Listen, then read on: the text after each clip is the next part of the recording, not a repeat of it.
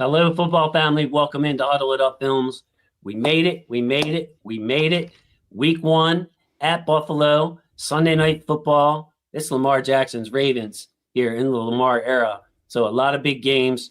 Once again, we're opening up in prime time. Last year was at Kansas City.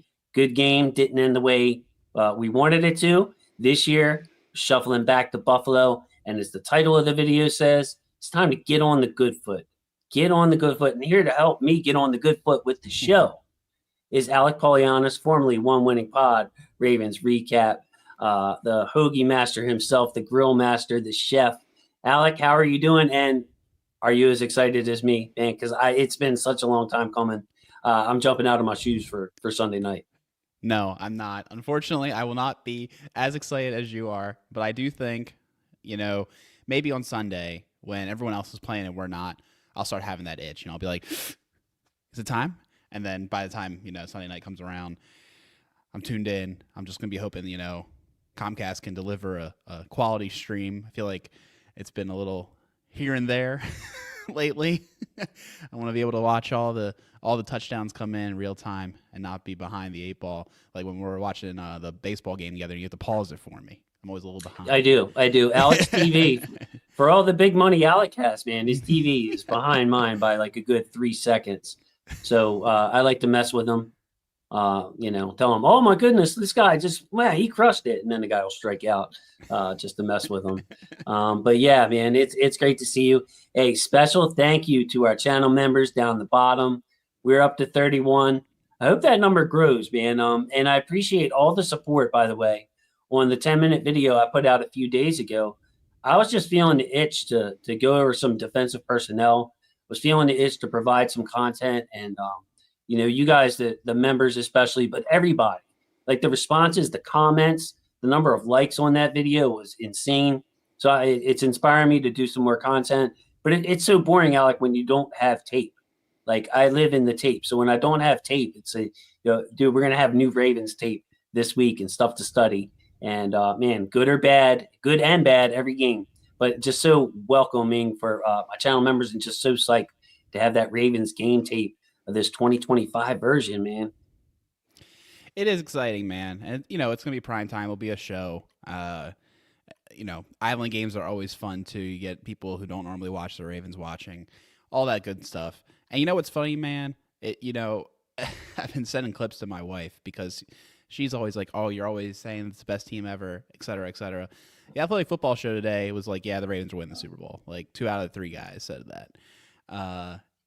Everybody's on the Ravens this year, and it's weird, I feel like it's just kind of funny to see how everyone's saying, it's the Ravens' year. And like we felt that way for a while in these parts, but the roster is undeniable. It's the best one they've ever put together. And now we just have to hope that they're able to win games in the regular season to earn, hopefully, a high seed and home games in the playoffs, and then execute in the playoffs and have a good February. Get there, right? It's here, brother. It's here. Step 1 is here. I'm confident in this team. I can't wait to see what they put together in Buffalo. Week 1 is always unpredictable, like across the league. You'll see teams that win big and then they're terrible the rest of the season and vice versa. Yeah. So week 1's always unpredictable, but man, this Ravens offense and defense has some continuity to it. Got to get to the channel members. The lovely Chris in here with the purple hearts. Right back at you, Chris. Thank you so much. I have Oris Taurus with the muscles, big muscles on Taurus. What's going on, man? We're here. We made it, Taurus. Can't wait to hear all your commentary this season. All your comments on the videos, what you're noticing in the player cut-ups. They are coming. Hey, Jason. Hey, Alex. Hey, Ravens fan. And Dario corrected himself later. He knows you're Alec. Football season is finally here. Let's go. Same wavelength, man. Same wavelength. Jason Z with the LFG. What's up, Jay-Z? It's great seeing you. And, hey, he got it in there. Now, last week, I boldly said, because Dwiz is a Your Paso guy. So I said, Your Paso, my brasso. And Dwiz has gotten it as the kids are home here stomping on the floor. I apologize. But, yeah, Your Paso, my brasso. That means what's up, brother? What is up, brother? Let's see who else. The lovely Heather McCubbins. Heather, we're all thinking about you. We're all love you. I hope you went back when you commented in my video and saw all the people that were just wishing you their love and support. Going to keep it positive tonight. Hey, football is family. I truly believe that. It's not just a cheesy slogan. Think about, you watching the games with your family, going to your kids' games. If you played football yourself, all the blood, sweat, and tears literally in this game. It bonds you like no other sport. Wrestling was like that for me. Baseball was like that for me. But football, truly, man, it takes all 11 guys doing what they want, doing what they can do to really get this thing, get it going. So, Heather, we love you. I speak for everybody. I know it. And hey, there's our guy, Mr. James. Mr. James. Now, I don't like to go by appearances, but I hope you dig my title of the video, Mr. James, because we're trying to get on the good foot. And if you know, Mr. James probably knows something about the GOAT, James Brown. So that is a James Brown saying, Ravens 76, be more. Let's go, Ravens. Yes. Love you. And Heather, chipping in, you really didn't have to do this.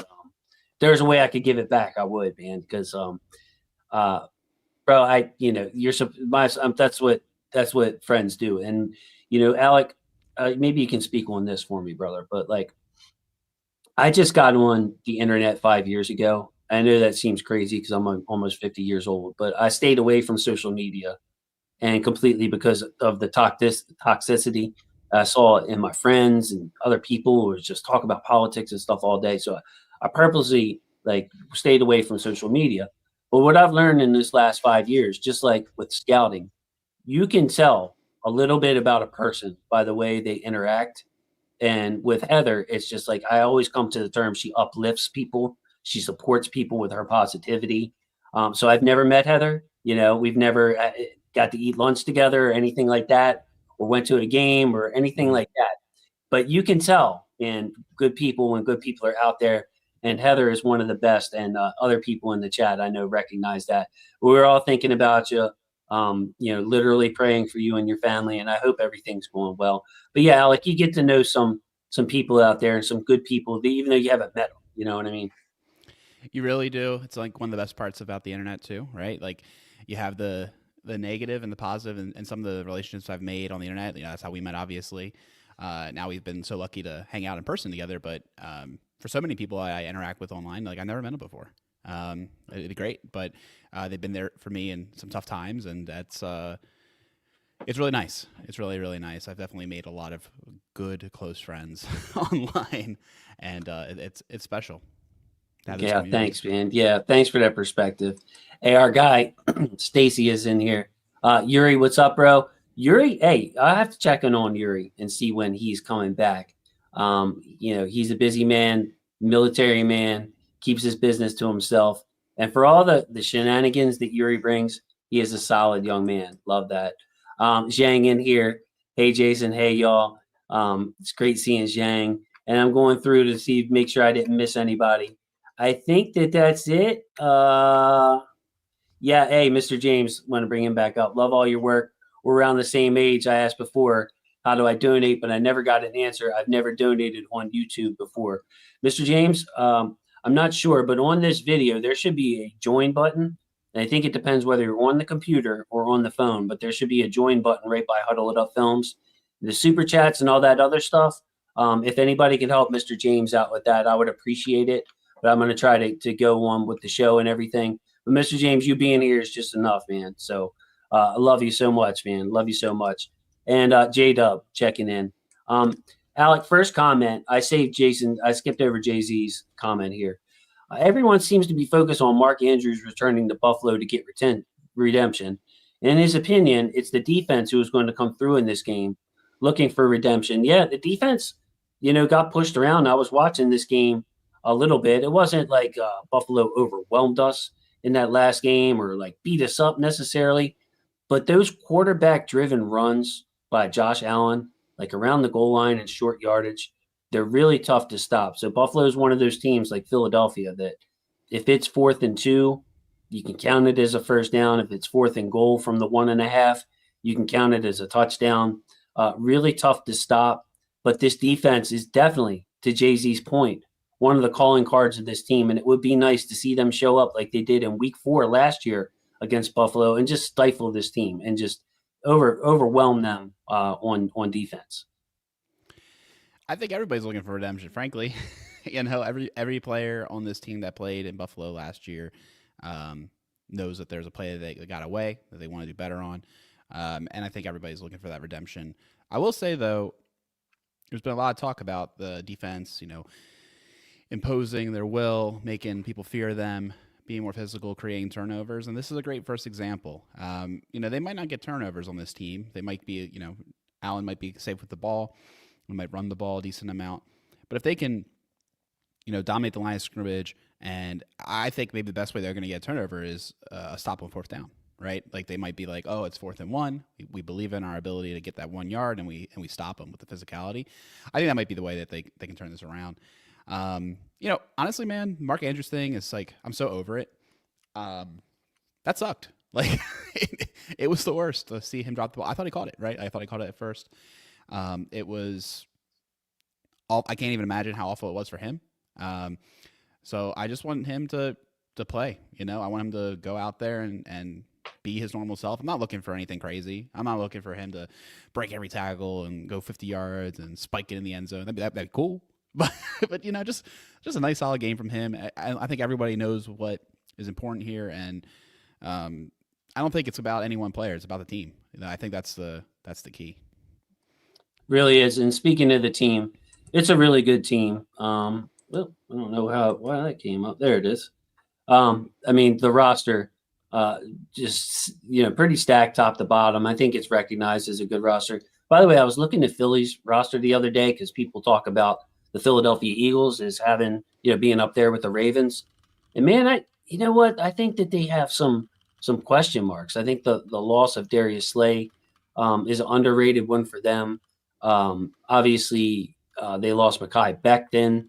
It's not the same team. It's still a great roster. Look at their edge rushers, and they don't scare you.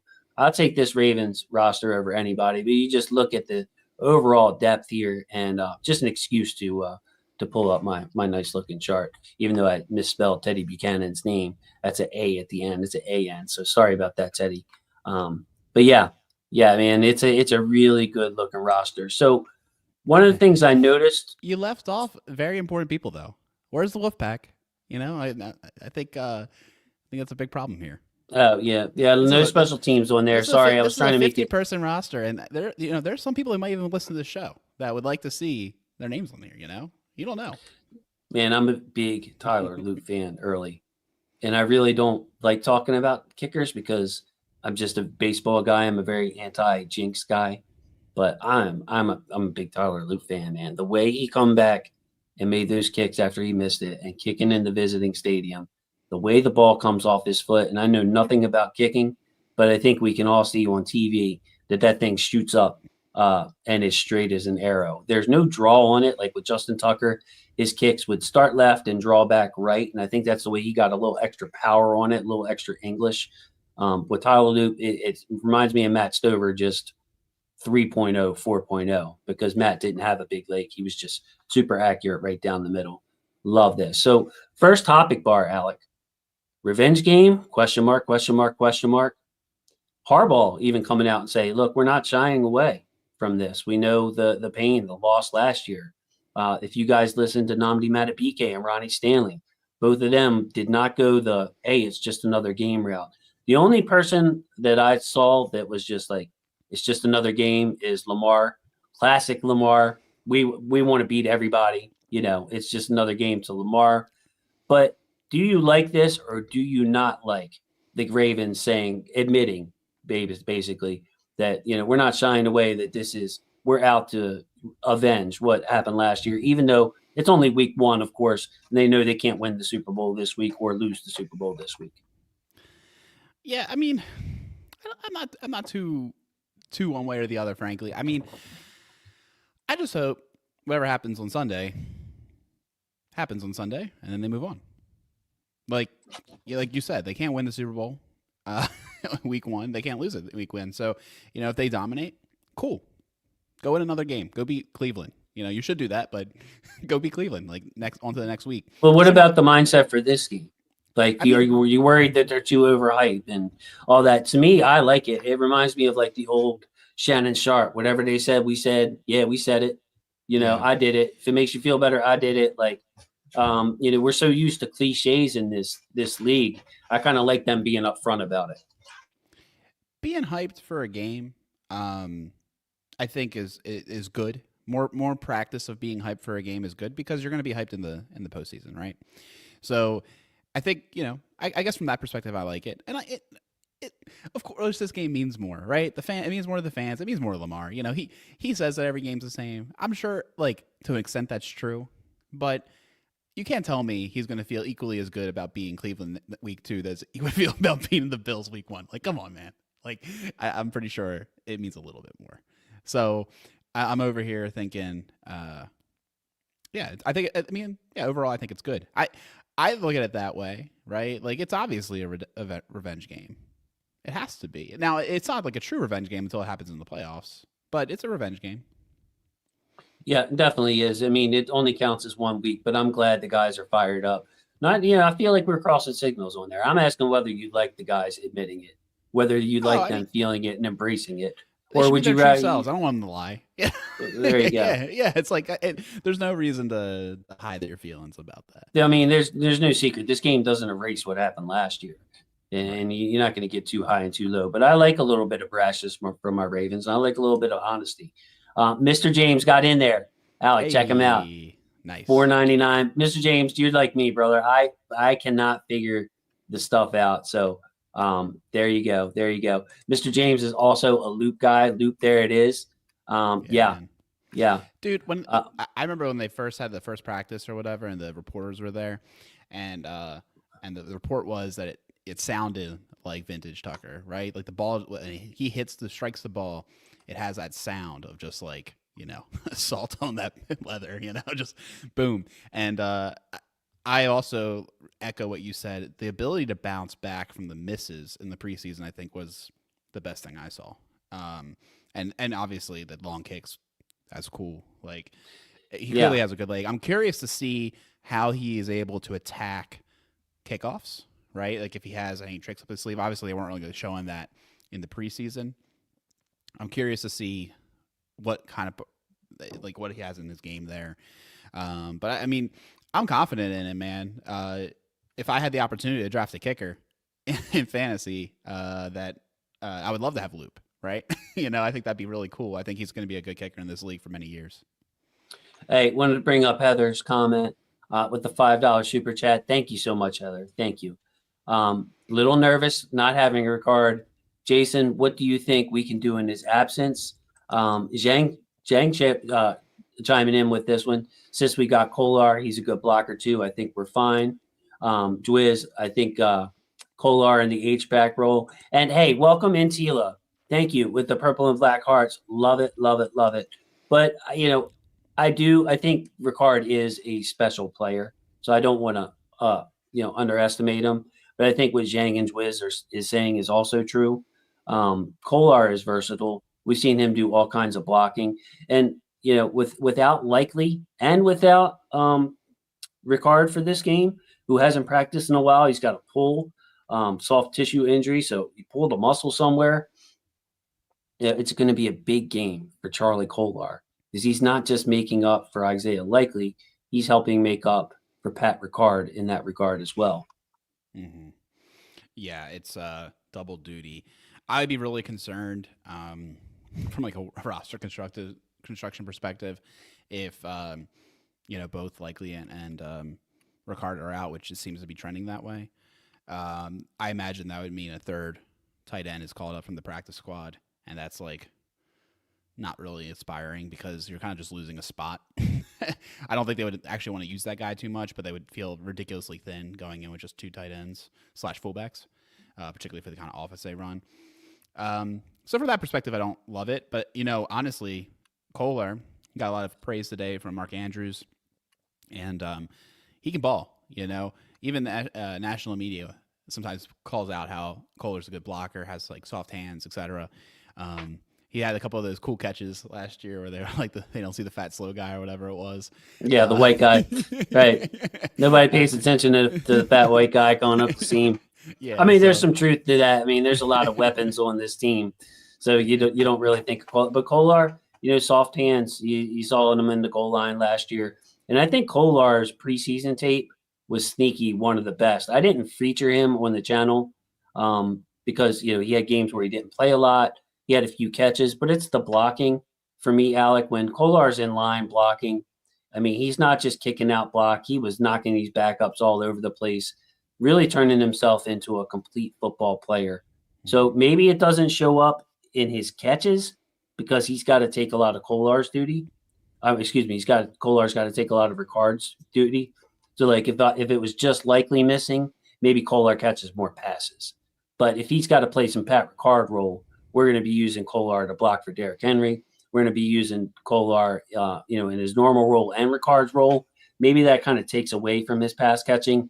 And we use guys like DeAndre Hopkins, Devontae Walker, Tylan Wallace, of course, in these run sets. Maybe we go to Keaton Mitchell a little bit more, put two backs on the field. I love the idea of the Derrick Henry, Keaton Mitchell on the field at the same time to fill in for Likely. But Kolar, just a heck of a preseason, and we're going to need him early on, Alec, with these two guys missing. Yeah, to pull a signature Pollyanna move, right? A little optimism here. What if Kolar is asked to do things he never was asked to do before because Ricard was in the way? What if it looks really cool? And what if they decide to make that part of the offense to get Ricard or Kolar into the offense more often? Maybe he's more dynamic in a fullback-like role, or they really like what they see, his ability to get out there in space and block effectively and also be a pass catching option. I don't know, I think there's validity to that because when you see Kolar come into the game last year, he was doing one thing, basically. He was lining up next to the right tackle in line, and he was a blocker, and he would go out for some patterns sometimes. But now if Kolar is expanding his role early, when the Ravens put Kolar on the field, he could be doing a number of different things, to your point. That's a sneaky good point. Like last year, they knew what Kolar was in there for. This year, if he's asked to do different stuff in Ricard's absence, they really won't know what it'll give another layer. He could start out at Y, and then the tight end or the receiver comes up to the line and be in that other, and then Kolar backs off. They can do a lot of pre-snap stuff. So that's a sneaky good point. Heather, also just coming through strong, gifting one membership. If you got the membership, say hey to Heather and say thank you to Heather. So that randomly goes to anyone in the chat. B. James, Mr. James, honest opinion of the punter. I haven't been comfortable since we acquired him. I am not high on Jordan Stout, Mr. James. It's just if you spend a 4th round draft pick, he better be darn good. He better be a Sam Cook and somebody that you're looking to keep. And the best thing I can say about Jordan Stout is that the holds have been good. The holds have been good. People try to blame him for Tucker's regression. Obviously, that wasn't the case. But get the ball down, and these shank punts, especially in preseason now, like you just can't have it, man. Field position is too important. I thought he would have had a stronger leg coming out. I don't see any outstanding quality with Jordan Stout as far as he's consistently able to pin them back, directional kicking. You have bad kicks with him. So he's in his free agent year too, Alec. And if he wants to stay in this league, he better have a good year. Yeah, he's been a disappointment for sure. These weird shanks that come up, I don't know. I wonder if we ruined him in a way. I know that sounds bad because we're like a kicker whisperer over here. But part of me wonders if we just overcomplicated his mechanics and what he was trying to do, because he was pretty darn effective in college, and I feel like the translation is very strong. But what do I know? I'm not a special teams expert. It just it's just very disappointing. I agree with you. I think in this league, cheap punters are the name of the game. Like for instance, I was trying to pick up a kicker today for fantasy football. And I didn't even know half the names. There's all these new kickers in the league, right? Right. Once you're past your rookie deal, if you're not excellent, they're going to move on to a cheap option. So yeah, that was my argument. I went back and forth with our friend Sutton Def at the end of last year where he was like, "Look, we're going to need Tucker for these playoff games." And I'm like, "Man, I watch college football, man. Guys are booting it through from 55 yards. Like it's not a big secret, a good old boys club on how to kick the ball anymore. It seems like there's more kickers now than there ever was. People, seeing that pathway to the NFL. So hey, guess who it is? It's the DON to the C, bro. Call him Don C. Got more game than Kaliko. That is my guy, Don C. Don C, I might come up with another rhyme for you at a later time. I don't want to wear that one out too much. Jason, my brother from a different mother, and Alec, it's almost here, guys. Oh, you know what, Don C? I'm going to say it is here, and I'm going to feel that way until Sunday at 1 o'clock or maybe Sunday at 9 in the morning when I just can't wait for Sunday night to get here. But Don C, man, hey, not only thanks for supporting this channel, but the other channels, man, I see you in there. And Chris, reminding everybody to like the stream. Would love that. Would love that. Would love that. And you know what? Yeah, don't punt, Alec. That's one solution. Hey, look, the Ravens and Bills, by the way, number 1 red zone team in the Ravens from last year, number 2 red zone team for the Bills last year. So red zone turnovers, third down conversions are always important. But last year, the Bills and the Ravens, number 1 and number 2 in red zone offense. That's gonna be. I mean, that's crucial for every game, but especially the bigger games. Yeah, man, you gotta convert, and I just love the idea of not punting. I mean, you know me, man. If you consider always going for 4th down, you change your whole offense, your whole approach. So I do love that a little bit.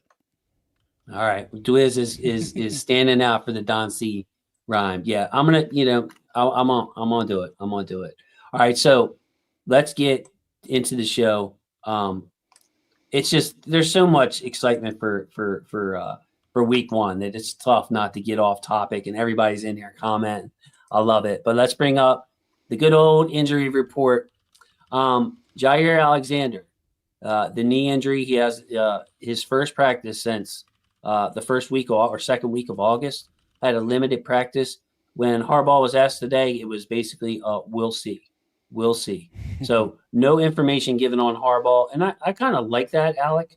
It's because I don't know. I feel like we've been disappointed before where Harbaugh saying, oh, it won't be long. And then it turns out to, the guy has a setback or something. It's like he gets our hopes up and then we're kind of disappointed. So I kind of I prefer it if he just goes like old school Bill Belichick. It's just like, look, wait for the practice report to come out. But whether Jair will be ready or not, up in the air. Do you have any feeling for that, considering this is his first practice since August? I want to see either 9th or 14th, and it was just a limited one. I think he'll be available. I do. I think they're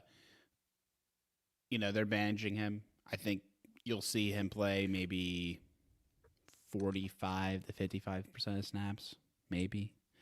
I think they're not going to lean on him as a full-time starter, but I think he'll be available. And I think it's all kind of part of the plan. He's not here for September. That's just the truth. And obviously, we want to win these games. They're really important games, actually, at the beginning of the year, right? Obviously, these are the teams that you're going to be jockeying for first seed with. But at the same time, it's a long season, and you're just trying to make sure he's ramped up. So I anticipate him being available, but playing a limited snap count.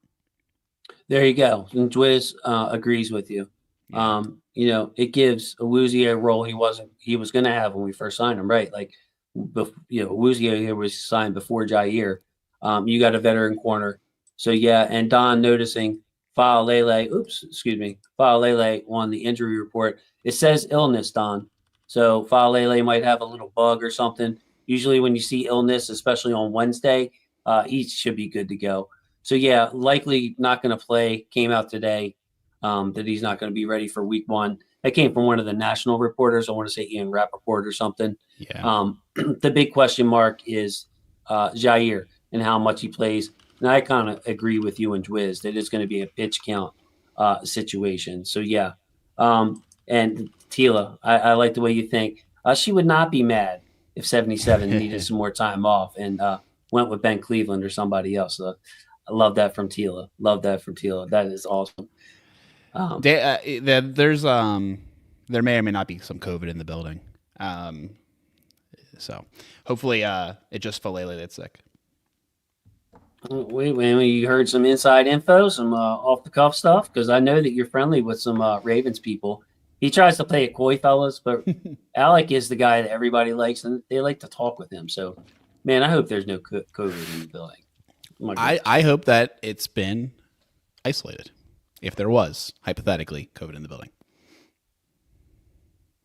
I mean, a lot of people are sick right now. A lot of people have been sick recently.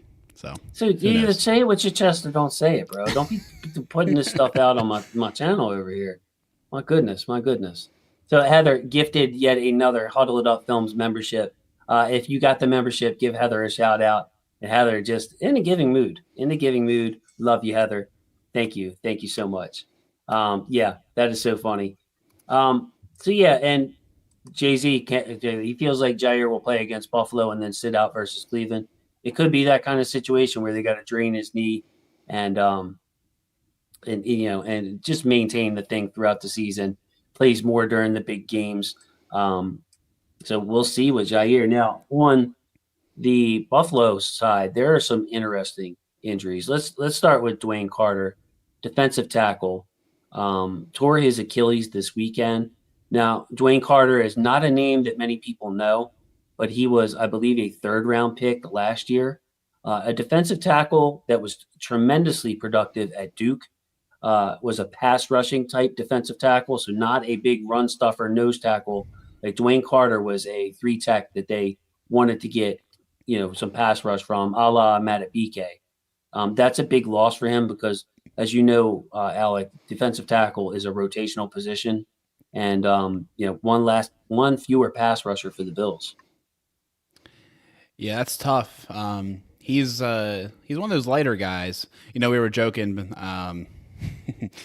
We were joking about how I was going to just basically say, we're going to say all the same things we did last time during the preview. They're light. They can't stop us. We're so big. We're going to run all over them. And he's one of those lighter, like you said, more of a pass rush guy, not the run stuffer.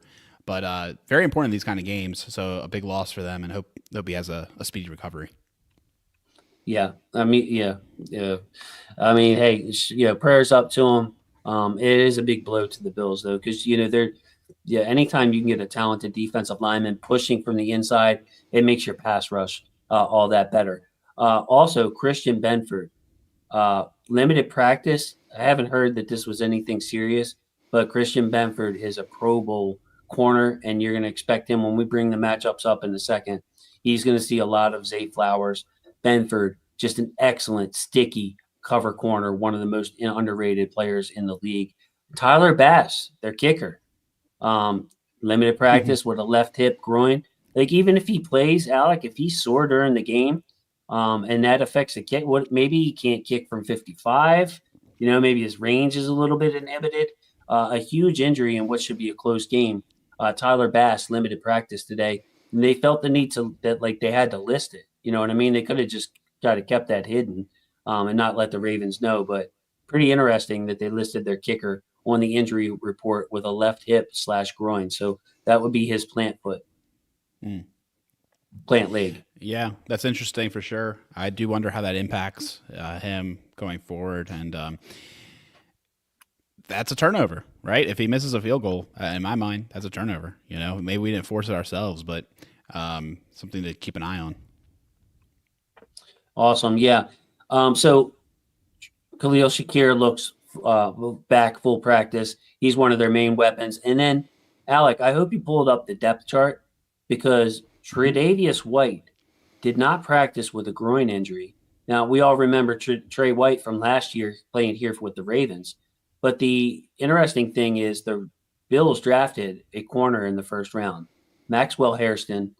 He was right in the range where the Ravens could have took him to. Of course, I had Starks a lot higher, but Maxwell Hairston was in the 20s on my big board, a playmaking corner, a burner, a 4.2 guy, 4.28, I believe Maxwell Hairston ran.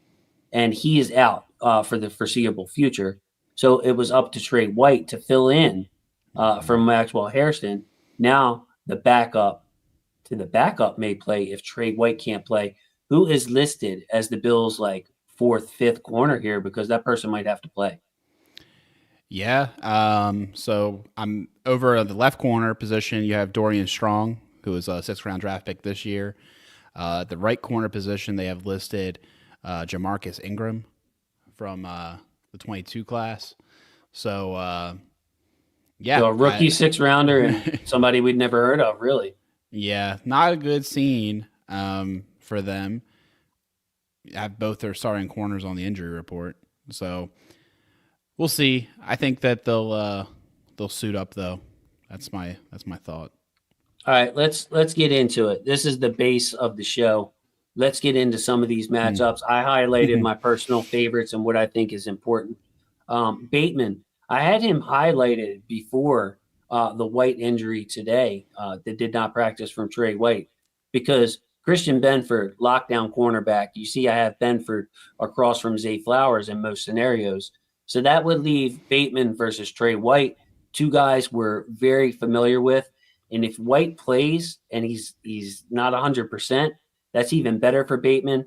Bateman could have a huge game. And of course, he scored that first touchdown in that Buffalo divisional game the last time we saw him. It was Bateman getting the Ravens on the board in the very first drive. Bateman is, we kind of feels like eons ago, but he signed an extension this year. He has a lot to show off this year. I think he wants to have another big year after kind of a breakout year last year. I expect him to be a big part of this game, reliable weapon in the red zone, and I think it's a very big matchup. Frankly, he was our number one guy last time we played him. Flowers was hurt, so it'd be kind of cool to see how he's able to fare when Flowers is also on the field against this team. Yeah, I expect the Ravens to get Flowers their touches every single game, no matter who the cornerback is, whether they just want to get the ball in Zay Flowers' hands. So whether they got to manufacture touches with the screen game or the jet sweeps, they're going to do it. They want the ball in Zay Flowers' hands. A lot of talk from Zay and fans, like acknowledging the fans, that he wants to run straighter when he has the ball and not juke so much. I want Zay to be Zay. I want him to be the joystick. But I have noticed on tape, like we've all noticed on TV, that sometimes Zay has a direct route and should just use his pure speed more, Alec, and take that thing straight up field, bro. Go north south. Yeah, somebody's like, Madden, where it's glitching. You might have accidentally hit the the juke button, and you're like, oh, there's no one even here. I'm just juking in midair. I think that'll be good, I guess, for him to go straight, have a little bit of jitterbug, know when to use it. Yeah, man, he's a special player. Some people I think he's a better wide receiver than he gets credit for. You see like the rankings of wide receivers, and I feel like he's just a little down there. And I think it's just because we don't throw the ball as much. He doesn't get on him or whatever, and he, people don't like realize who he really is. But I think the guy, he's a baller. So I'm looking forward to him. I think he's gonna have a big year as well this year, man. I think all these look at these pins, bro. Like seriously, look at it. You got Flowers, you got Bateman, you got Hopkins, you got Andrews, Henry. Are you kidding me, dude? Like this offense is just out of control. It really is, and the guys not listed on here, like your Keaton Mitchells, Devontae Walker, I think could play a big role on this team. He just needs to get his foot in the door and really make them pay. But it is a buffet of weapons. Now, something that I have been thinking about, Alec, is I see a lot of people when they list. Everybody's got one of these now spreadsheets. So maybe we started something on this show. But I see a lot of people referring to Zay as a slot receiver and putting him in the slot. Now, Zay, to be clear, Alec, Zay has not been a slot receiver primarily for the Ravens, nor was he at Boston College. He's usually lined up right where you see him on the screen, the right-handed receiver in a right-handed offense there at Z. And what they'll do is they'll put the tight end on the line of scrimmage as that guy on the line, like you see Andrews. And sometimes that allows Zay to go in motion. So Zay is off the line of scrimmage a little bit. He can do a short motion and take the, a crossing route or a drag route across the middle. He can also do a full motion, take a jet sweep in the backfield. He can, go back and forth, little orbit motion. They like having Zay to be able to move around a little bit, on that side of the field. So whether he's a slot or whether you consider him an outside receiver, they like to get Zay in motion, and they like to have him off the line of scrimmage. So he could, obviously if you're attached to the line of scrimmage, you can't be in motion. Yeah, I mean Flowers is he's as much a slot wide receiver as Chase and Jefferson are. Occasionally they do line up in the slot. All these wide receivers these days get slot opportunities, but like you said, he's a nice boundary wide receiver too. Like, I mean, he can run every route in the route tree. I don't think he's limited to just a slot role. Me neither. Me neither.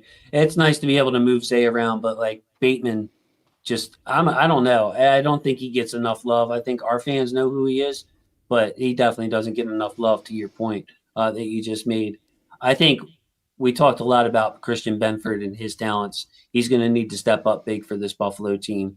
But the Ed Oliver versus Daniel Faalele matchup, Alec, if you're just talking about guys who can get hot or can be cold, you have them lining up across from each other in this.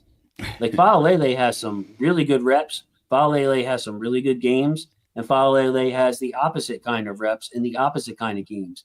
Same for Ed Oliver. I forget where he was picked, but it was in the top 10. A big time recruit Ed Oliver was. He's got that pass rushing upside.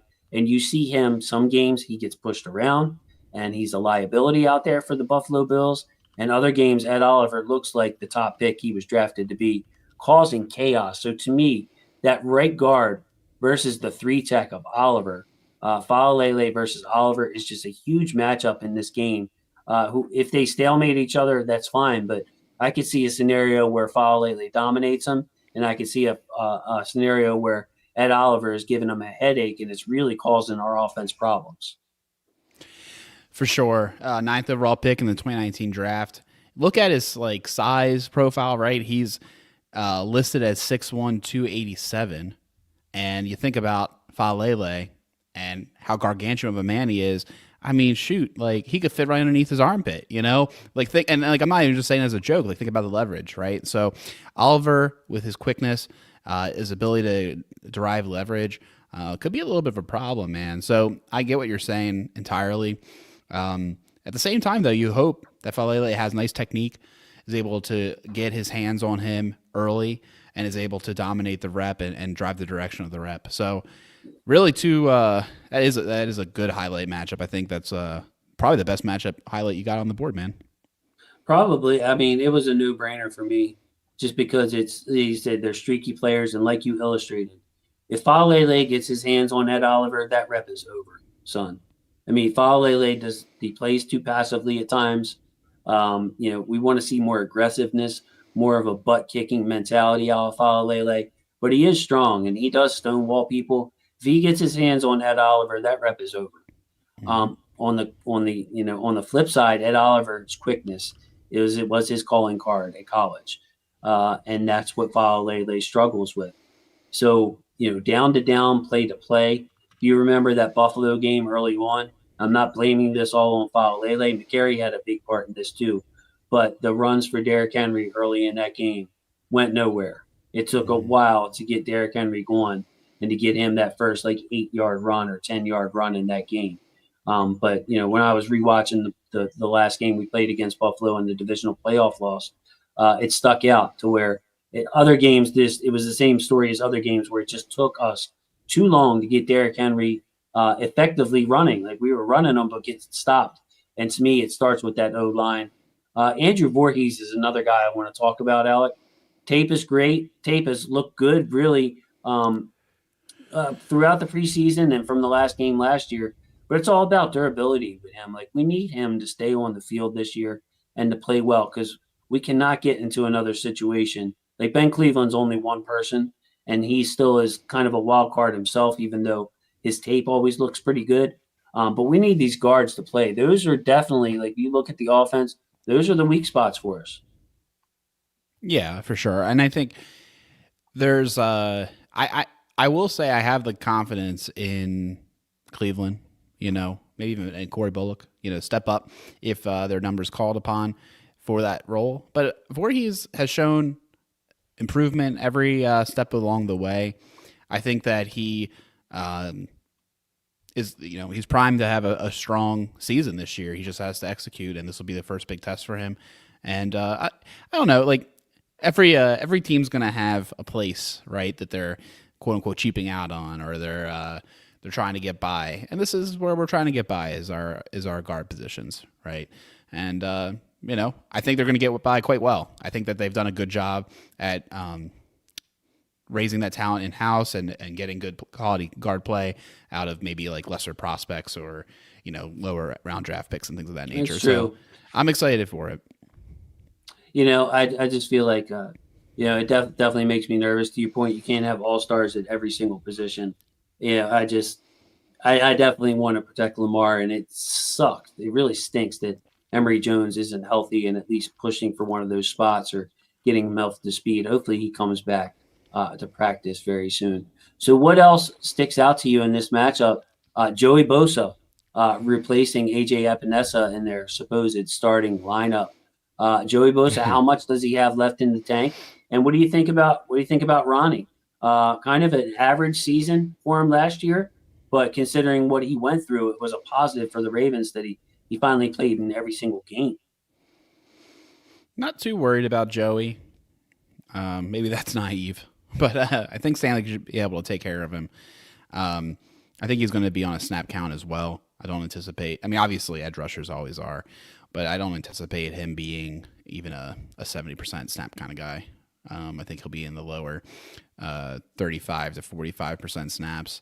Obviously, passing downs, higher leverage downs, things of that nature. But I think Stanley will be up for the challenge, and they can always use guys like Andrews or Kolar to give him a little bit of trouble and help Stanley out. But I don't think he'll need it. I think the other, Milano has always been a thorn for this Ravens team. I think that's a guy to keep an eye on, and obviously their safeties too. I think this is a defense that I'm curious to see where they rank at the end of the year, because I think they have upside, but I'd also say they don't match up like super well against us. Rousseau, quality pass rusher as well, going against Rosengard in year 2 for him. Got to see what he'll be able to do as well. So I mean, there's definitely guys on this team that we haven't talked about yet that could have big games and scare us. I want to go back to the linebackers because famously it was all Bills fans talked about last year was in that first matchup, we didn't have Matt Milano, and that's why you guys blew us out, and Derrick Henry went 89 yards on the first play or whatever it was. And Matt Milano, Terrell Bernard, both played really well and made plays in that divisional loss. So those linebackers for the Bills are pretty good. Now, Lamar has made Milano look silly on more than one occasion, but Milano is definitely better than most of the linebackers in the league. You look around, linebacker play has severely declined. Milano's a good player, and Taron Johnson in the slot deserves a lot of love. DeAndre Hopkins for the Ravens. I feel like Hopkins allows Zay to move around a little bit more, like we were talking about earlier. These training camp clips, Alec, the Ravens purposely don't want to give away information. So it'll be slow motion of Lamar dropping back. And Lamar lets go of the ball. Then they follow the ball in the air. And then, so you don't see the formation, you don't see the play, you don't see anything. And then more of the times than not, it was DeAndre Hopkins making some kind of play in the end zone. But I noticed, bro, they were by the sideline. Think about all the Hopkins clips you saw this preseason. It was Hopkins in the corner of the end zone. So, yeah, I wonder if Hopkins is going to see some time on the outside and how they mix it up, and it allows them to get even more creative with Zay Flowers. Yeah, for sure, man. I think that's a really astute point that you're bringing up. And something I kind of wanted to bring up as well when we were originally talking about Flowers and his ability to move around the lineup. People are going to think about him as a slot wide receiver because they think of Bateman as your X, and they think of Hopkins, as an X, and these outside guys. And where does that leave Flowers, right? And I think that's all fair and that's all true. I'll be honest, dude. I don't even know if I've seen more than one Hopkins slow-mo clip. But yeah, you're not on social media enough, and I don't blame. But I believe that they exist. I think I have seen at least one. And no, but you're probably right, dude. Yeah, on the end zone and the sidelines, I think that gives us a piece of our offense that we haven't really had as much before. Usually, we find ourselves in the red zone, motioning Lamar and having him manipulate the defense, and that's we like that. I think that's still a good way to go. However, having another weapon, another option, another thing for the defense to have to worry about, I think will be quite good. So I wanted to take a break and thank Don C for gifting a membership, and thank Tila for gifting a membership. Now I can't always keep up with everything in the chat, but I have seen the pollen talk, and Dude. Tila with the funny saying she thinks they put Fent in the pollen this year. All I know, man, is I didn't even think about it, but I've been stuffed up too. I got home today and I was thinking to myself, I'm not breathing too well. I blew my nose. I was like kind of surprised by the output, and I was like, dang. But yeah, now that you bring it up, I bet you the pollen has been kind of bad. Yeah, I can see, to Tila's point, you see, like, you wake up, your car is covered in pollen, and then like the person across the street is just like nodding out, leaning over in the street, be like, Tila was right. They got Fent in the pollen. This is crazy. So yeah, I'm a Dundalk boy. Tila, unfortunately, I know all about those that kind of stuff. Yeah, this is great, dude. This is great. Love the people. So, final thoughts. I mean, dude, on this side of the ball, it's just a lot of familiar faces. We talked a lot about the continuity of the Ravens and their offense. It's basically the same guys back. We added Hopkins, but you look at the other side of the ball, same safeties. DeMar Hamlin's still on the team if they need him. Same linebackers. Christian Benford's still there. They added Bosa, and they got an injury at corner. They lost Rasul Douglas, who was their right corner this year. So a lot of continuity on both sides of the ball. Two teams that know each other well, played twice last year. It seems like we're playing the Bills every year now that we're both winning the divisions. Man, this is going to be a lot of fun. And, usually in these types of situations, when the two teams know each other, like divisional games, it tends to be an advantage for the defense. So, like, look at Lamar's record versus the NFC. And teams that don't see Lamar very often, they're just overwhelmed. They don't know how they can study the tape all they want. But until you get out there and play Lamar, you don't really understand just how crazy it is. And that's proven itself with Lamar's record versus the NFC. With the Bills, it's kind of the opposite. They're turning into like a divisional team like the Steelers and the Browns and the Bengals, where they've seen a lot of Lamar. These guys in blue have seen a lot of Lamar, which kind of plays to the defense's advantage. And, when we bring up the Bills offense, I could say the same thing about the Ravens team. For sure. I heard today that the Bills have the best betting odds, or I guess the worst odds, I don't know how you look at it, to win their division, right? So, like, they are so overwhelmingly the favorite to win their division that, yes, we do run into them a lot because we've been winning our division as well the last 2 years. Hopefully we make it three in a row this year. But, yeah, we will be playing the Bills a lot in our future, it seems. Definitely. So before we flip it over to the defense, 3-time All-Pro JT Gray signed. Harbaugh said he would be contributing soon. So if you haven't heard about JT Gray, to be honest with you, neither have I. His All-Pros, he was a first-team All-Pro once, a second-team All-Pro twice, including last year. He is a special teams guy. And that brings me back up to our depth chart here. Like, the Ravens had a squeeze already, Alec, on this, on the depth chart. Who goes? Like, who goes if they add JT Gray to the roster? I'm thinking, could it be Hummel? Does it just a straight upgrade for Hummel? Because we found all kinds of ways. We even let go of Jalen Armour-Davis to keep Keon Martin and Lowry and Jay Higgins. Like, I can't see them like keeping Higgins, Martin, and Lowry and then letting them go for a special teams player. I kind of feel like Hummel's in danger when they bring JT Gray off the practice squad. Thoughts on this? Have you thought about it at all yet? I have. And so he's on the practice squad. He's going to get call-ups first, right? He'll get 1, 2, 3 call-ups. And then they'll have to make a move, and there'll probably be an injury by then, and then they'll just do that. So I'm not too worried about losing a player just yet. I think it might just work itself out. I don't want injuries, but if it push comes to shove and they're trying to figure out what to do here, that's when it gets interesting. Is a guy like Keon Martin's going to be able to slide through waivers? Probably not. Similarly, like I don't want to be losing. I don't want to be losing Keon or Lowry because of their years of control for some all pro special teamer. Frankly, right. Maybe it is Hummel. Like, do they really need 5 linebackers? I don't know. Could they use an extra safety? Probably. So, yeah, I think Hummel makes sense. I think that makes all the sense in the world to me. But wouldn't be surprised if an injury just figures it out for us. So he's on the practice squad now. He can stay on the practice squad, and we can elevate him 3 times, right, before we have to keep him on the roster. So maybe it's just a thing where, like you're saying, we just keep him on the practice squad, elevate him, like maybe he plays this week, and then we put him back on the practice squad until somebody, is banged up and maybe needs to go, to IR or something, and like kind of cross that bridge when we get to it type deal with JT Gray. But for now, just keep him on the practice squad and elevate him for the games. That's kind of where I'm seeing it. Sounds like you agree. Mm-hmm. All right, hey, let's flip it over. Ravens defense, and let's see if I can get this right. There we are.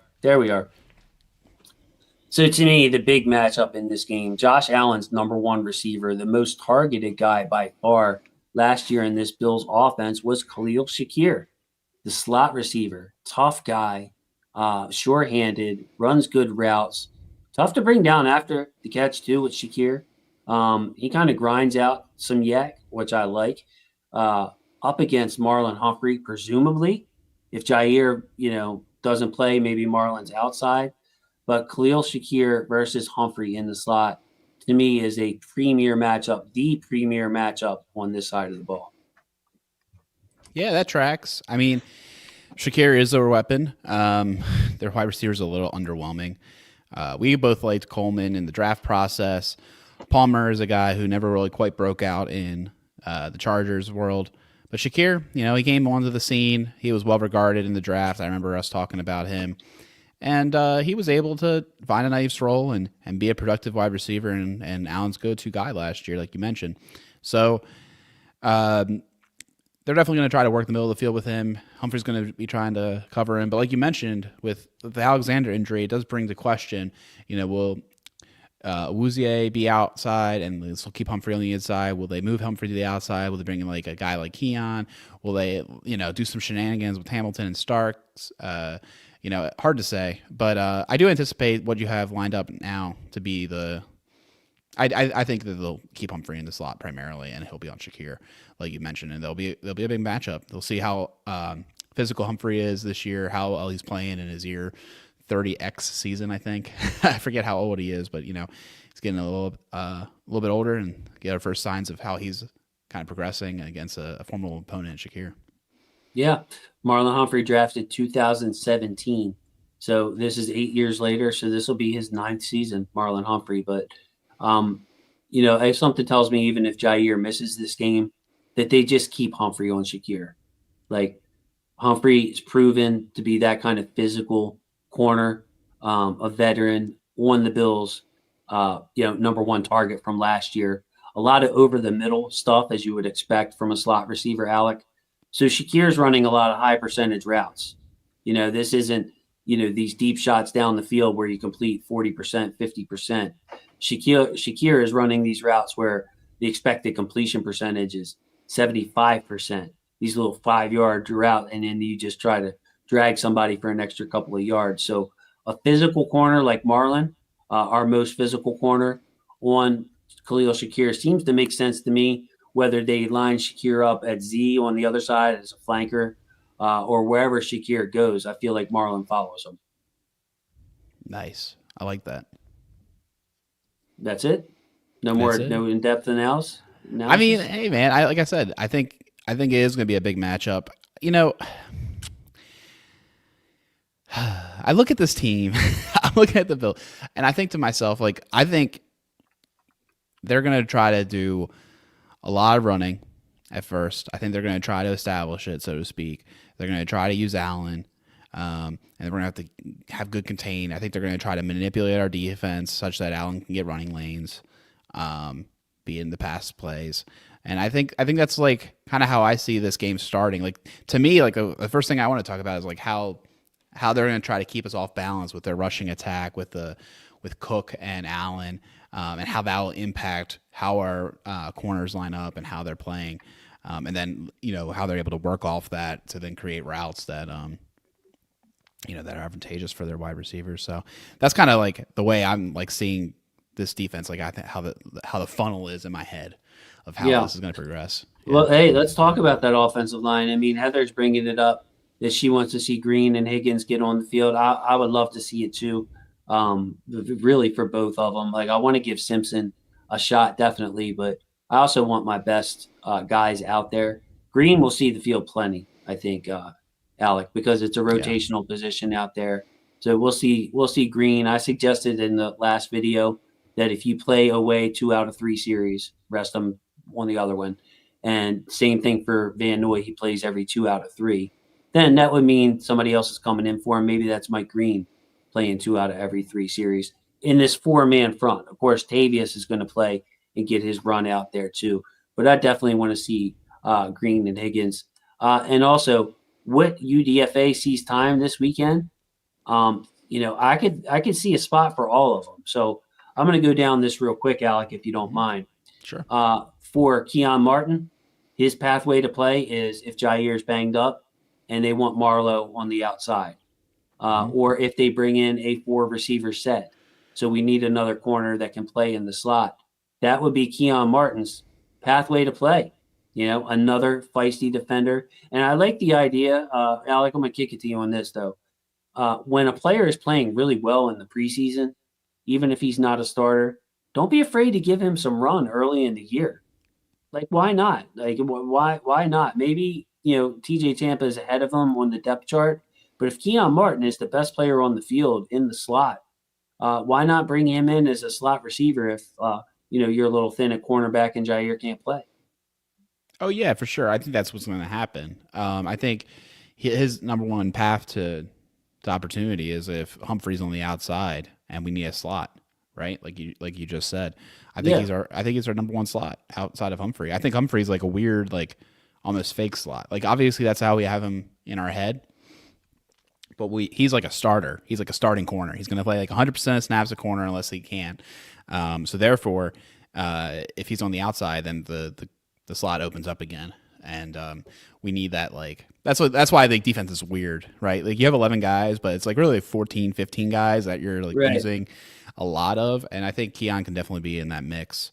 I think given that he'll be the number one UDFA, that I would consider getting reps on this weekend.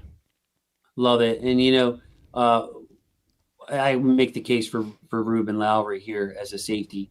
My pathway for him to play, Twiz, is if they just want to move Kyle Hamilton around and play more time. So let's pretend for a second, they move Kyle Hamilton into Trenton Simpson's spot there at linebacker, and they want 2 safeties who can play deep. Yeah, maybe it is Sanusi Kane that comes in and plays an enforcer role. But I could see them also saying, hey, Alec, let's go cover 2 man, cover 2 man. So we want 2 free safeties back there. Everybody else is manning up. We trust Ruben Lowry to do that over Sanusi Kane, where Sanusi Kane is more of a box player, a box safety. If they want 2 free safeties, that would be Ruben Lowry's pathway to play. Yeah, great pickup, and I agree with you. I think the only reason I said Martin has a higher chance is just because of the Jair Alexander question mark.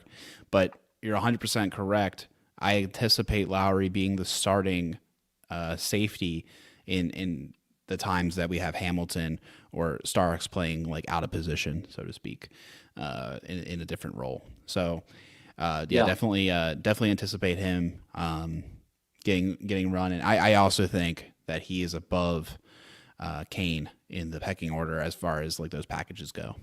Bro, the $100 million man, Kyle Hamilton, opens so much of this up, Alec.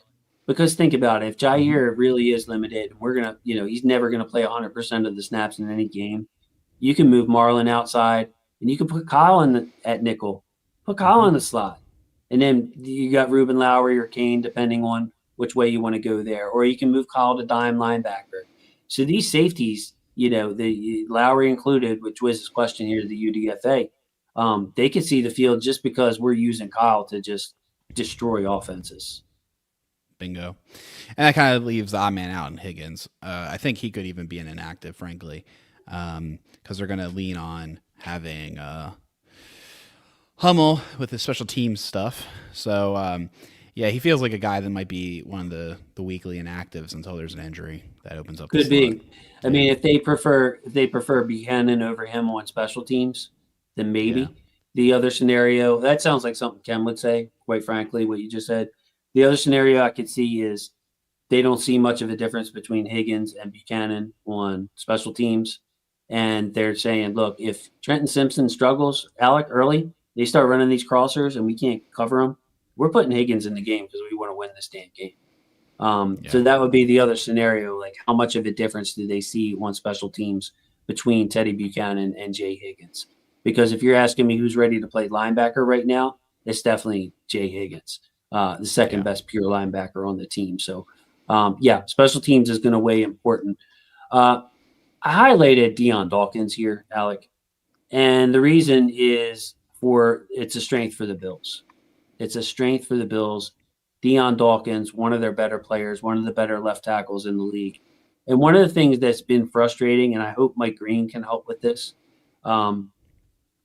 is that when we have played the Bills in the past, Alec, it's not just that, like, it's hard to get sacks. If you get one sack a game, you've got 17 and you're an all-pro, right?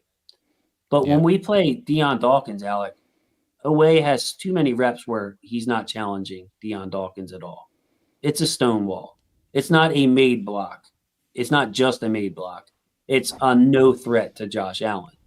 And the reason I'm bringing this up is we need to get some pressure from that left tackle, over that left tackle spot. Josh Allen, the least sacked quarterback in the league last year. Again, no one took fewer sacks in the league than Josh Allen last year. Part of that is because the guys on the strong side, like Van Noy and Matabike, are doing this contain rush, Alec. You don't want Josh Allen to get outside to his right and to roll right. So what does that put the onus on? It puts the onus on whoever's rushing over left tackle to actually make some noise over there and to get Josh Allen uncomfortable. Oweh was unable to do that in the playoffs, in my opinion, and he struggled against these great tackles. Like I said, it's really hard to get a sack against a great tackle. That's not what I'm talking about. I'm talking about causing chaos and getting the quarterback uncomfortable, having him throw the ball away, and making him step up in the pocket, that kind of thing. We need to push Deion Dawkins in this game. We can't just have Dawkins dominate whoever's on that side. And, I don't care if it's if Mike Green gets the call or they give Tavius a power assignment over there and just be like, look, just take it to Deion Dawkins and power rush him into Josh Allen's lap. But we have got to get some pressure over left tackle. Love it. So true. Like you mentioned, the contain rush is really what limits the defense's ability to sack Allen. And it's not like, it's not their fault, because obviously if you overrush Josh Allen, he's going to make you pay. And that's kind of what I was getting at too, with like how challenging it's going to be to play this guy. Now, another thing that I'm thinking about too, and I'm curious your thoughts on this, Jason, is I think they're going to dial up some more corner blitzes.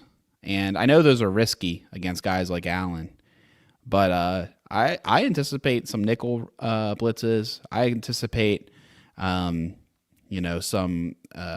tomfoolery with, it's still four guys coming, but where are they coming from kind of thing. Right. And I think that might be another way they're able to generate pressure, is by these mixed looks. And this is going to be a big game, in my opinion, for Matabike and Jones, because if they are able to have that pressure and nowhere for Josh Allen to step up into, that could be a big boon, and they'll be able to wrap up and finish the deal, right, and get a sack or get credit for half a sack or something of that nature. Yeah, it's good to see, by the way, Justin in here. It's good to see Tisha in here, Andrew in here. A lot of familiar faces in the chat. So I see y'all. But yeah, Matabike, agree with you. If we get that pressure up the middle, Travis Jones healthy, it only takes one of those guys to have a great game. Much like we were talking about Ed Oliver on the other side over File Lele, to really cause problems. But yeah, I like the idea of blitzing from the nickel, Alec. Uh, the reason is I have confidence in our corners. I think that if you look at just strictly on paper, who's more talented, Josh Palmer, Keon Coleman, Khalil Shakir, or Nate Wiggins, Marlon Humphrey, and Jair Alexander or Awuzie or whoever else is out there. The advantage Ravens. Advantage Ravens, and from a talent standpoint, I mean, those first round picks speak for themselves, and they're all young. They're all in their 20s. So this isn't some 35-year-old former first round pick from 2012 or something. Like, these guys are in their prime. So you can blitz off that. You can blitz even, Roquan or Trenton Simpson or whoever's playing linebacker. Maybe Hamilton comes down or Starks and blitz them and say, look, we got the corners to be able to match up talent wise against their receivers. We can take a chance. And that's what I was about to say too, is like, who are these? I know we're going to belittle professional wide receivers, particularly guys that we've seen sparks out of, and we think they have some promise. But like, these aren't. It's not like we're talking about Chase and Higgins here, right? We're talking about Palmer, Shakir, and Coleman. I think we can take a little bit more of a gamble, do a nickel blitz, and say, yeah, like you said, I believe in our corners, I believe in our safeties to man up and cover, and do some zero on them, things of that nature. Like I think they're going to be more aggressive this year. And one of the things that I think is worth talking about, first game of the season, things of that nature. I think this team can be more aggressive on defense and take the variance because they have Lamar Jackson on the other side, right? Like, we're not trying to say, we want him to put him on his cape 24/7.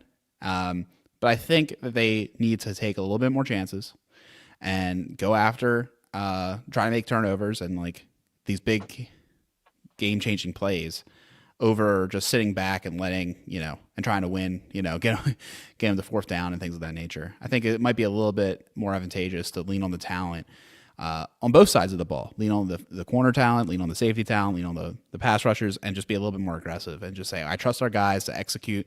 I trust our guys to do their job. We're going to be a little bit more aggressive and hope that, results in more turnovers and things of that nature. Yeah, exactly. And I think for the Bills to have a good day against the Ravens, which of course they're a really good offense. The Bills, great offense. They're going to have some success. It's going to be hard to just flat out shut these guys down like we did in Week 4 last year. But for them to be at their best, they need that number one run blocking offensive line to come through, and it's got to run through James Cook as well.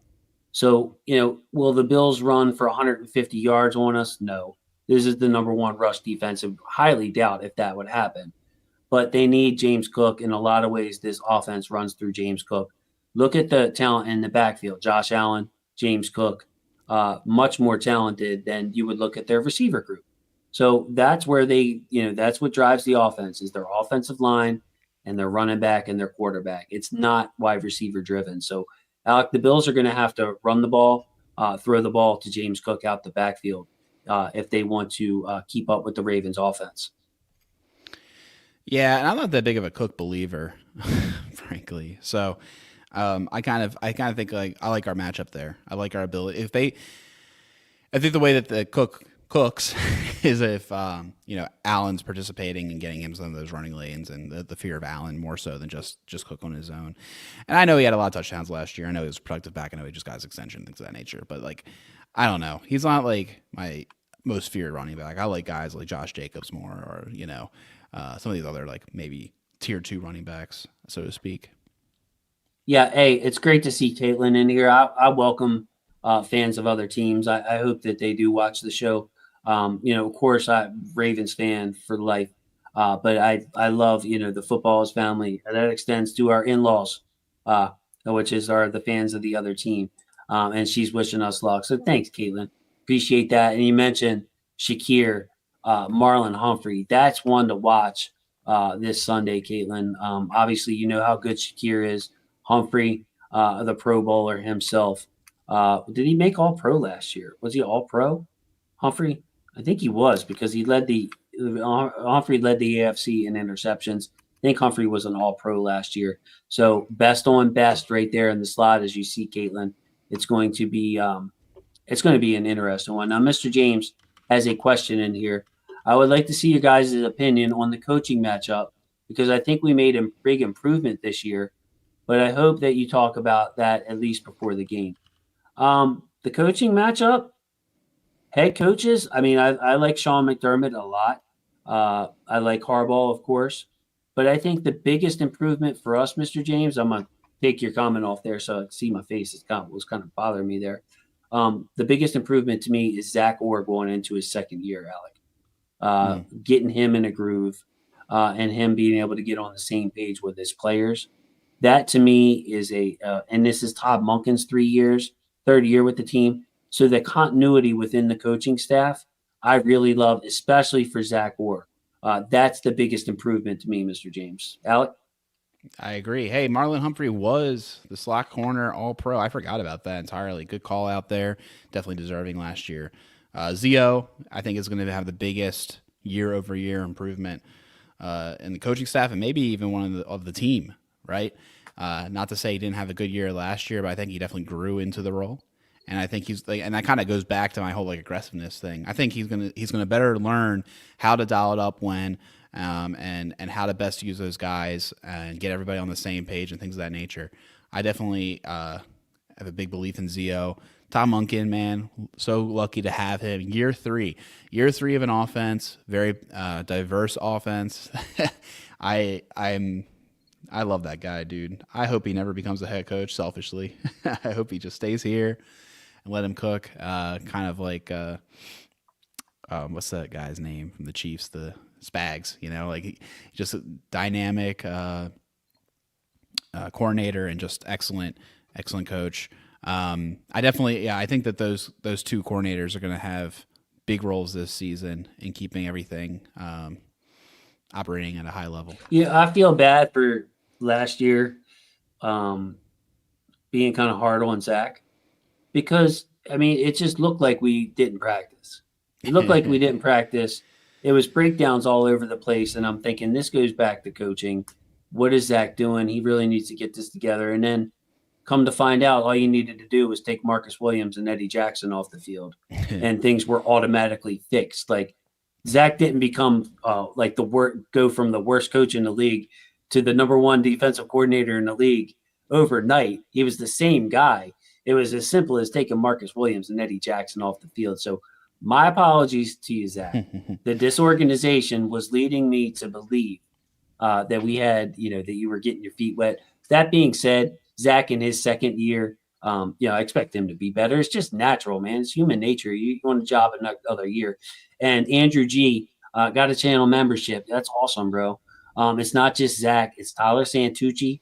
For those who don't know, Tyler Santucci is our linebackers coach. The old coach was one and done, Alec. Not a good sign in Ravens land when your linebacker coach is one and done. A organization like the Ravens who go out of their way to develop their coaches and stick by their coaches. So Tyler Santucci, you would expect to be an upgrade. And Donald D.A. and Acelio, and of course Chuck P, bro. Chuck Pagano back in the groom. It's hard not to love Chuck Pagano. Let's give him some love right now. Chuck Pagano, Ed Reed's guy back in the day. Ed Reed loved him some Chuck Pagano, and he's able to relate it to players. It just goes to show you there are some young guys, young coaches who can't relate to the players, and there are some older coaches who the players just love and can relate to. So it's not just an age thing. Some people got it, some people don't. Some people have the ability to stay young. Some people are just, not able to relate to them players, even though they're closer to their age. Dude, kind of crazy. Marcus Williams is unsigned in the league right now at just 28 years old. His birthday is like in a couple of days, though, so he'll be 29. But still, like, kind of crazy, the fall from grace that guy had. But yeah, I think it's two things, too. Harbaugh's kind of talked about it. Zio's kind of talked about it, too. There was definitely development on his side of the thing of the game as well during the middle of the season. It was probably really hard work, and I guess like what he truly understood or figured out was like, oh, hey, if I just take if I take these two safeties out, maybe we'll be doing a little bit better. They're not doing their jobs. Right. Yeah, man, Andrew G, Good comment there. Chuck Clark getting a job over Marcus Williams says a lot. Truth, It really does. Steelers do love taking some Ravens sloppy seconds. So, yeah, they went Chuck Clark over Marcus Williams. Pretty crazy, dude. Ever since I got the sorry, I'm mixing my words. Ever since I got the Marcus Williams signed jersey for like $30 on that auction website, dude, he just like went into the shitter. I never even put it up because I was like, this guy sucks. You know what I'm saying, dude? Like I was kind of the kiss of death for him. I apologize to his career. I cost him millions. So sorry, man. He ain't looked like he wanted to play, bro. That's all it was. Heather saying I wanted to keep this up because I did not see the Coleman that Keon Coleman was limited with a groin injury. So thank you, Heather. I did not see that out there. Yeah. So the Bills aren't exactly dripping with weapons for Josh Allen. That's why he was handed the MVP last year. Well, they got he's doing it all himself. Yeah, right. And so yeah. Two things there. They have Curtis Samuel. And they just signed. Who did they just sign? This is another one of those wide receivers that going around the league. I'm forgetting. I'm blanking. Was it not Kirk? Is it Kirk? No, he's in Houston. You have their depth chart up there, bud? I do have the depth chart up. That'd be smart. Maybe I should just look at that. Who did they pick up? There's a wide receiver. This is great. Great radio, right? Curtis Samuel. Gabe Davis is back? Gabe Davis, that's who I was thinking of. Yeah. Really? So he didn't stick with Jacksonville or wherever it was. Yeah. Well, that's good for Buffalo because Josh Allen has the rapport with Gabe Davis. So they've played together before. So that's a nice pickup for them. Still recovering though, Dewa says. Maybe that's why I'm not seeing him in the lineup. Okay. Cool. Well, yeah. Oh, so here's the second thing. Part 2. People are already thinking that Burrow is going to win MVP this year, right? Because like voter fatigue for both of Allen and Lamar, and they just like need to get it to him somehow. Yeah, I don't care. I really don't care. I just want to beat the Bills. Voter fatigue, whatever. Heather asking, what do you think about Lucas Scott if he had to come put in place of Ricard? I would be for it if that's what they decide to do. Part of me thinks, though, Alec, with Ricard not practicing for so long, that they've been game planning, preparing this Bills game with knowing that Ricard might not be in there. So, in other words, this isn't like Ricard played last week. Now he's not in. We need a fullback because we've been preparing for this game for weeks. Like they probably knew that Ricard, there was a possibility he would miss the game. So I wouldn't expect Lucas Scott to be called up, but I wouldn't be shocked by it, Heather. Yeah, I think, like I mentioned at the top, they're going to want a body, but I don't think they're going to want to use them as part of the game plan per se. Like they're not going to be like, oh, this is one of our best players. We need to get him out on the field. No, it's going to be just to have a body in depth. Yeah, but I think you made a good point. I think that they have known for a while, the Ricard situation, whatever it may be, and whatever game plan they have for this week, next week, etc., they might not be leaning on it as much. So how much do you think Kyle Hamilton will be moving around? Is he back to his old 2023 self here, or is it going to be Marlon in the slot being more of the Swiss Army knife?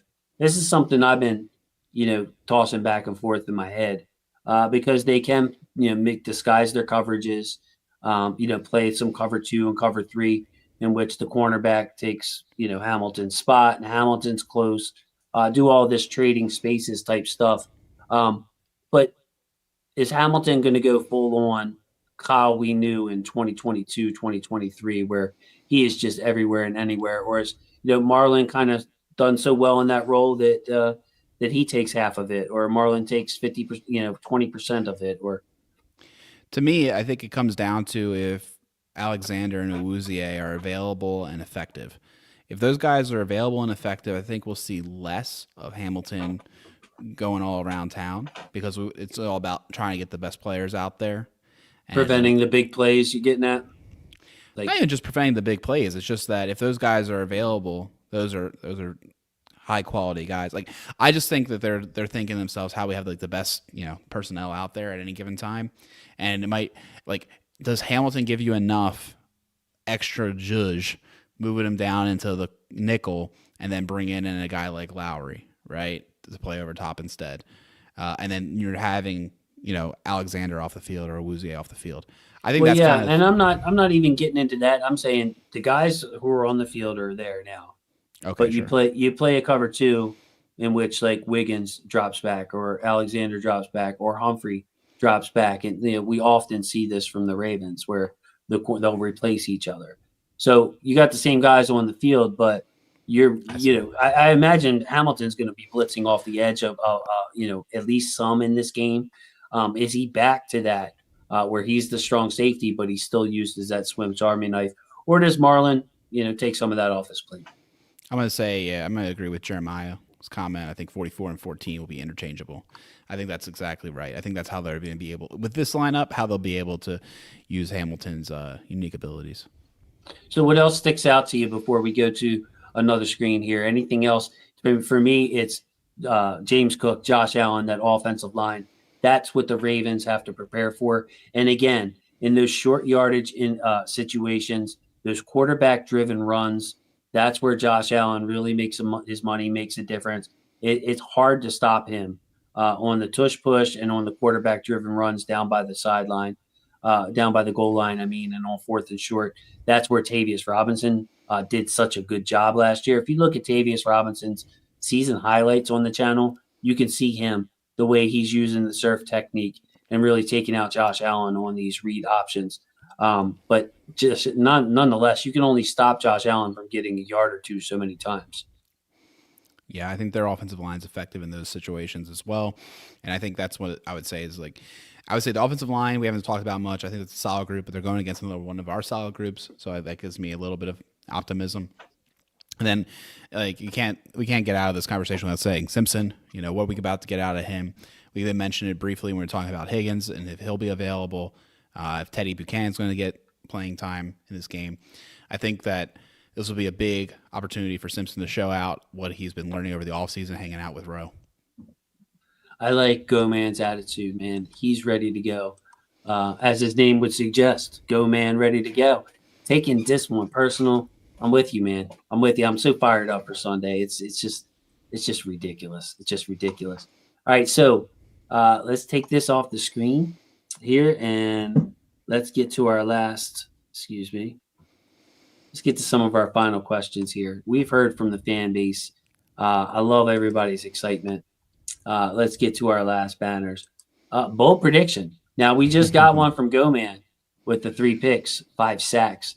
Josh Allen, once again, the least sacked quarterback in the NFL last year. Can we get to him? Alec, do you have a bold prediction ready? You're usually good for these, and Alec is actually, you've hit on these. You did this on your show for a long time, and I remember Alec was the guy. Oh, gosh. Honestly, we went a little too bold on the show, and that was intentional, and we had a lot of whiffs too. But, okay, man, I'm pulling it up now. Sunday Night Football. What's the expectation here? Okay. Oh, wait, that's not it. Okay, here we go. Okay. The Ravens are 1.5 point favorites, okay? Over under 50.5. All right. The Bills are 1.5 point favorites. No, we are. The Ravens are.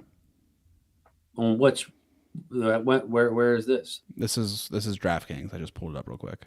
Not a sponsor, not an ad. The Ravens have been underdogs in this matchup since the summertime. So very surprising. Maybe that speaks to the injury report that we pulled up earlier, that now the Ravens are favored in this matchup. Ravens minus 1.5. Wow. So I honestly, the bold prediction is that this game is not a 1-score game. I think the Ravens could actually win it by 2 scores. Kind of gets back to the whole defense dominance and et cetera, et cetera. If I had to plant my flag, on how they do this, right? What defensive permutation is it? I think it's going to be the interceptions. I think that there will be presenting with Malachi available and Humphrey and Jair and all this beautiful stuff. I think that we're going to present some weird looks that he hasn't seen before, confusing rush packages such that he gets maybe early pressure and gets the ball out quick, and we scheme it. Basically he thinks that he thinks he's hot. He identifies the hot wide receiver. We know who the hot wide receiver is, and kind of undercut it, something of that nature. Yeah, we've seen a lot of stuff like that. Yeah. I think so. That's my prediction, and so I think it'll be a 2-score victory, and it will be because of defensive performance. By the way, Lamar Jackson himself hasn't lost by more than 1 score since that Miami Dolphins Thursday night debacle in 2021. Now think about that. Now Lamar got hurt at the end of the 2021 and 2022 season. But the last time the Ravens lost by anything other than a touchdown was in 2021 with Lamar behind center. Amazing stat. And that kind of stuff came up when they were talking about the Ravens record in 1-score games and how it wasn't great. Well, it's because like all our losses are coming in the 1-score games. Like we're not losing by 2 scores. So of course our record in those games doesn't look as good. My bold prediction is this is a Bateman game, a 2-touchdown, 100-yard plus from Rashad Bateman. I'm looking for that. That is my offense. And on defense, should we predict like a Mike Green sack, force, fumble? How's that sound for defense? What are you guys thinking for your bold predictions on defense? Yeah, put it in the chat. I saw because I remember Go-Man with the 3 picks. That's and 5 sacks. That's bold as heck. I like that. But what else? Can Malachi Starks get an interception in his first NFL start? How about Malachi gets an interception, Mike Green gets a sack, both of them put up numbers in their first one? That would be bold. Would love to hear everybody's bold predictions. Justin getting in here with the 35-10 Ravens score. Man, if we do that, that would be great. I don't have any really bold predictions on defense. Mine's coming from Bateman. I feel like this is a Bateman. I'm going to say he has 117 yards and 2 touchdowns. So I'm going to clip that in case I'm right.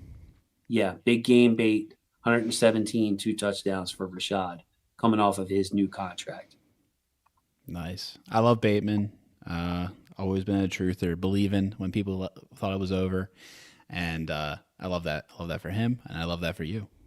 How about your player of the game on defense? Give it to me. Who steps up? Who's the player of the game? Let's go with Roquan. Let's say Roquan's the player of the game, leader of the defense. Off to a slow start last year, some would say.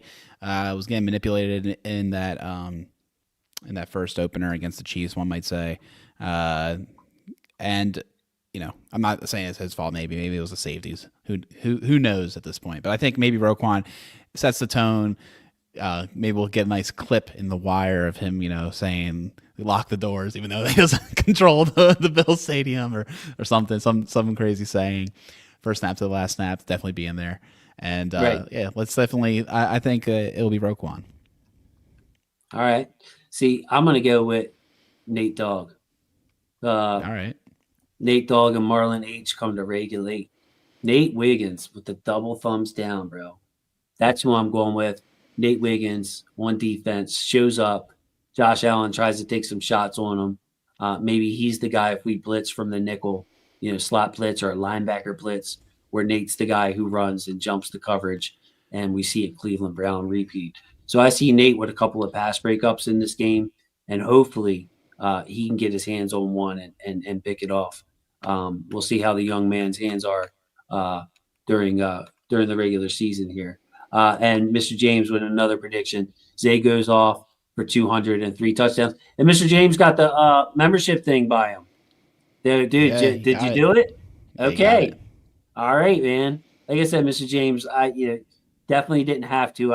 Mr. James been supporting me from the start. But we're gonna get on the good foot in this game here, Mr. James. I love it. Yeah, Nate box him up. I love it, Jay-Z. So let's see. Final thoughts. I think I've given final thoughts. I have a final thoughts banner. Mine very quickly, Alec, is this. It's true for all games, but especially in games like this. You look at third downs, you look at red zone, and most important of all is turnovers. I forced myself to watch that game that ended our season. And what I mean by watching it, I studied the film a bunch of times, but I watched the TV copy because I wanted to get in the flow and the announcers and the sound of the stadium there's something about the TV copy you can't get on film. The Mm-hmm. atmosphere in the building, sideline shots of Harbaugh chewing somebody out after a bad play, or Sure. the officials, and that kind of thing. And man, without those turnovers, it's just hard to imagine a scenario in which the Ravens don't win that game. They came at a horrible time. Derrick Henry had a drop early in that game, if you remember. I Mark do. Andrews had a drop early in that game, if you remember. I do. I think that was the play before Lamar fumbled. Like, it was just so many things go wrong. But final thoughts, we could sit here every week, Alec, and talk about turnovers, talk about red zone, talk about third down conversions. But in these biggest of big games, that's really what it's all about. Whoever wins the turnover battle in this game is going to win it. And if it's an even turnover battle, I like the talent of the Ravens and the revenge factor of the Ravens in this game. And I'm saying that objectively. That's not the Ravens fan in me. It's the fact that the Ravens want this game, should want this game more than the Bills. If the Bills would have won the Super Bowl and this was their like ring ceremony and all the great Bills of the past, Bruce Smith's there Sure. or whatever, Yeah. then I would say, man, the intangibles, you got to like Buffalo in this situation. But this game set up for the Ravens. Like the Ravens seem like the featured team in this game, like the rematch, the revenge game. Like it's all focused around that. So I like the Ravens intangibly, and I like just flat out their roster. If you look at the talent level, the Bills have a very good roster. They have an excellent MVP quarterback himself, but I like the Ravens in this game. So yeah, just keep that Nice. turnover battle right. Is my final thought. Yeah, disciplined ball is what I'm hoping to see from the Ravens. I hope that they're able to play their assignments well, and I'm hoping that they're able to keep the ball, keep possession of the ball, and not give up any turnovers. If they play a clean game, it's really hard for them to lose. We've said it many times before. The Ravens beat themselves more than any other team beats the Ravens, and even against a top team like this, you lean on your talent, you lean on the ability to put out an unbelievable roster and say, hey, like if we play it correctly, we should be able to win this game. And I would say that's my kind of my final thought. And dude, I took my my bold prediction to heart. I put some dollars on minus 9.5. So This guy. I was like, I looked at it, it was like 263 or something. I was like, all right, tap that. So yeah, that's kind of my final thought, dude. I like this team in this game. I like us first week of the season. We usually are well prepared and have a good game plan and rise to the occasion. We're good in prime time. Like who was it? Just said 13-5. Yeah, good primetime team for real. So it's like all those things together, man. I think we can go in their house and get a little upset. Get us the first dub of the season, very nice dub, and start them on the wrong foot. Have not be number one in their division for a hot second. That Bills schedule is looking really good. I would trade schedules with them. Tila's low key. She drops facts, but Tila's also got a good sense of humor. Yeah, Tila's she's like kind of quickly becoming one of my favorite people in the chat. She's hilarious. The Fent in the Polland. Yeah, felt you on that because my eyes got a little water, and I started to stumble a little bit coming out there. You would just see me standing out there frozen by the truck. But yeah, love you guys. Just a great chat tonight. It was great seeing everybody. I'm gonna try to drop another video before the game. Just a quick video, things that develop for the week. Let's get that injury report on Friday. See who's playing.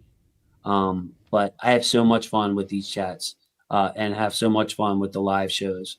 It's something I'm bent on doing. And, with the demonetization of everything, y'all really helped me get this thing together. I'm going to look into getting a new editing program. I've had the same one for 5 years. It's pretty bare bones, but just love y'all so much. So with that, I want to say thank you to my football family. Love my football family. Appreciate the gifted memberships in here. Appreciate Caitlin coming in, the Bills perspective. She comes in peace and comes with some educated thoughts. Good luck to you too, Caitlin. We need this game though, Caitlin, because I've seen the rest of your schedule, and y'all got a cakewalk. We got a hard schedule, so we're gonna have to beat you this game to even things up and take that one game lead with a tiebreaker on there. But I love my football family. Thanks so much for the support. Alec, would you please say good night to the people? Good night, everybody. Football's family. Night.